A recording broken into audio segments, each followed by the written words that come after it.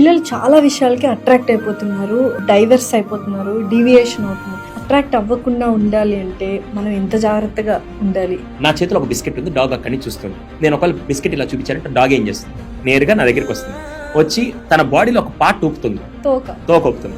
అంటే ఏంటి సార్, పెట్టండి సార్ అని చెప్పి తోక ఊపుతుంది. నేను ఆ బిస్కెట్ ఇచ్చాను అనుకో, ఇంకా నేను ఒక 2 అడుగులు వేసేదాకా కూడా నా వెనకాలే ఉంటుంది, ఎందుకంటే ఇంకో బిస్కెట్ ఇస్తాను అని చెప్పి వెయిట్ చేస్తూ. ఒకవేళ ఆ డాగ్ అరిచింది అనుకో, నేనేం చేస్తాను అని చెప్పంట. ఓకేనా, ఇది ఒకటి. రెండో సిచ్యువేషన్, ఇదే బిస్కెట్ తీసుకెళ్ళి నేను ఆర్మీ ట్రైన్డ్ డాగ్ దగ్గర, పోలీస్ ట్రైన్డ్ డాగ్ దగ్గరికి వెళ్ళి ఆ బిస్కెట్ చూపిస్తే అది తోక ఒప్పుకుంటూ వస్తుందా? అదేంటి, ఇది బిస్కెట్ చూపిస్తే వచ్చేసింది, అది బిస్కెట్ చూపిస్తున్నా రావట్లేదు. వెల్ ట్రైన్డ్ ఒక అమ్మాయి క్యారెక్టర్లో కూడా వెల్ ట్రైన్డ్గా అంత కంట్రోల్గా ఉంటే రేపటి రోజు మనకి రెస్పెక్ట్ వస్తుంది, ఒక అమ్మాయికి కూడా రెస్పెక్ట్ వస్తుంది.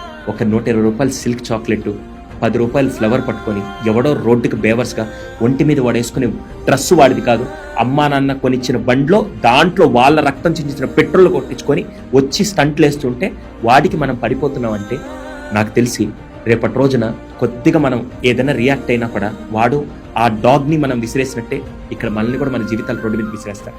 దయచేసి మనందరం ఎలా ఉండాలంటే, అది అమ్మాయి అయినా అబ్బాయి అయినా ట్రైన్ డాగ్ లాగా ఎమోషన్స్ నువ్వు కంట్రోల్ చేసుకోగలిగి ఎవడొచ్చినా నీ క్యారెక్టర్ కొనలేని స్థాయికి నువ్వు ఎదగాలని ప్రతి అమ్మాయిని అబ్బాయిని నేను కోరుకుంటున్నాను.